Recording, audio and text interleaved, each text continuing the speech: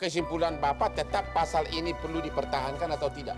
Menurut saya nggak perlu, karena nantinya kembali lagi kalau kita, apalagi kalau kita nanti bicaranya lebih jauh lagi, Ya. dengan pasal yang abu-abu, seseorang yang ternyata bukan seorang dukun santet, bukan siapapun dia di dalam masyarakat, apalagi kalau kita bicara intelijen, kepentingan politik, orang itu kan menjadi dukun santet beneran nantinya. Ya. Nanti endingnya akan ada masa benar di tengah tempat dia. Ya. Dan hal itu dalam sebuah negara biasanya yang terjadi sah-sah saja. Ya. Jadi artinya dengan adanya ini malah mengerucut pada arah yang nantinya malah jadi abu-abu dan masih bisa merugikan pada orang-orang yang sebetulnya tidak mengerti apa-apa. Ya. Endingnya bisa merugikan banyak pihak yang sebetulnya juga belum tentu dia seorang ahli santet atau siapapun.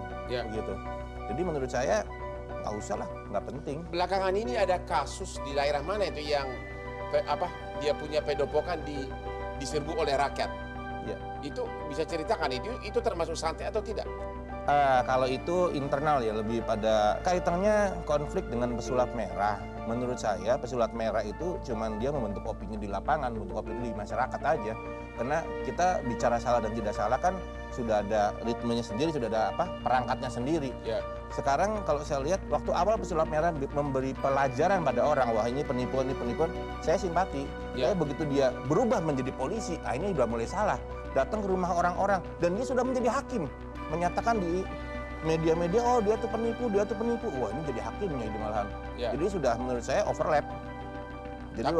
Jadi waktu dia awal-awal hanya memberikan edukasi pada orang, pada masyarakat umum bahwa ini benar, ini salah ya. Itu saya simpati itu, karena memang saya sendiri sering dipakai oleh orang-orang yang nggak bertanggung jawab untuk melakukan hal penipuan. Nama saya dipakai orang untuk ini dan lain-lain. Tetapi begitu dia menjadi seorang polisi, ini udah overlap menurut saya. Jadi datang ke sebuah tempat, ngacak-ngacak di sana, bla bla bla lah, maksudnya seperti apa ya? Si pelaku saja belum pernah ada pelaku dilaporkan oleh siapapun. Ya. Polisi saja sudah belum bisa nangkap dia karena nggak ada laporan. Ya. Kok dia nih si pesulap ini bisa menyatakan oh dia penipu? Kalau undang-undang ini akhirnya disahkan, Ya. apakah ini merugikan kelompok Bapak ahli spiritual atau bagaimana, dan apakah akan melakukan upaya hukum? Sebetulnya bukan secara khusus dunia spiritual, pada dunia umum pun akan dirugikan karena banyak masyarakat juga yang nantinya tidak mengerti apa-apa, nanti udah ambil-ambil, kadang-kadang udah pakai peci, pakai sarung, bawa tasbih, identik di lapangan adalah orang-orang dunia spiritual seperti itu.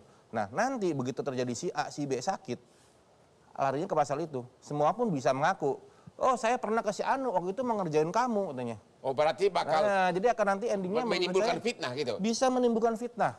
Ya. Jadi menurut saya, udahlah pasal ini nggak usah dibahas.